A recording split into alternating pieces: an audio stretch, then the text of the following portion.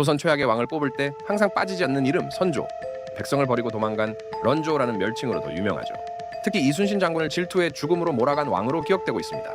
그런데 만약 그 런조가 아니었다면 우리가 아는 영웅 더 이순신은 존재하지 않았을 수도 있다면 믿으시겠습니까? 오늘 조선사 최악의 군주로 평가받는 선조의 이면에 숨겨진 소름 돋는 인재감별사로서의 모습을 재조명해 보겠습니다. 첫 번째 변호, 이건 패배가 아니다. 이야기는 1587년 녹둔도 전투로 거슬러 올라갑니다. 당시 만호였던 이순신은 10배가 넘는 여진족의 침공을 막아냈지만 일부 백성이 납치되는 피해를 입습니다. 상관은 패전의 책임을 물어 이순신을 처벌하려 했죠. 이대로라면 그의 군 경력은 끝장날 위기였습니다. 이때 이 보고를 받은 선조가 뜻밖의 말을 합니다. 이건 패배가 아니다. 다음에 공을 세울 기회를 주면 된다. 선조의 이 한마디 덕분에 이순신은 가벼운 징계로 끝났고 불과 3개월 만에 현장으로 복귀할 수 있었습니다. 선조가 아니었다면 그는 역사 속 무명 장수로 잊혔을지도 모릅니다. 이순신은 그래도 돼. 광기의 파격 승진.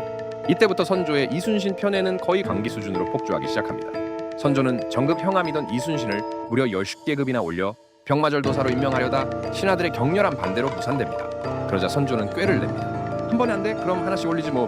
그는 이순신을 진도 군수로, 부임하기도 전에 가리포첨 절제사로, 또 부임하기도 전에 전라좌수사로 임명해버립니다. 오늘날로 치면 일가의 대위를 대통령이 직접 함대 사령관으로 꽂아버린 말도 안 되는 인사였습니다.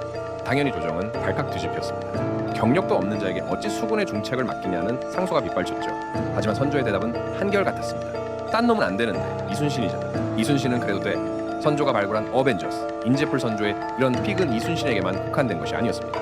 행주대첩의 영웅 권율당군. 그는 46세까지 관직 없이 살던 백수였습니다. 늦은 나이에 관직에 올랐지만 그마저도 파직당했죠. 하지만 그의 능력을 알아본 선조는 그를 광주 목사 광주시장로 파격 발탁했고 그는 임진왜란 최고의 육군 영웅 중 한 명이 됩니다. 사실 선조 시대의 인재풀은 조선 역사상 역대급이었습니다. 이황, 이, 류성룡, 오성과 한음, 김시민, 한석봉, 심지어 주치의는 허준이었습니다. 그 동의보감도 선조가 만들라고 해서 탄생한 책이죠. 결론 무능한 왕, 그러나 비범했던 인재감별사.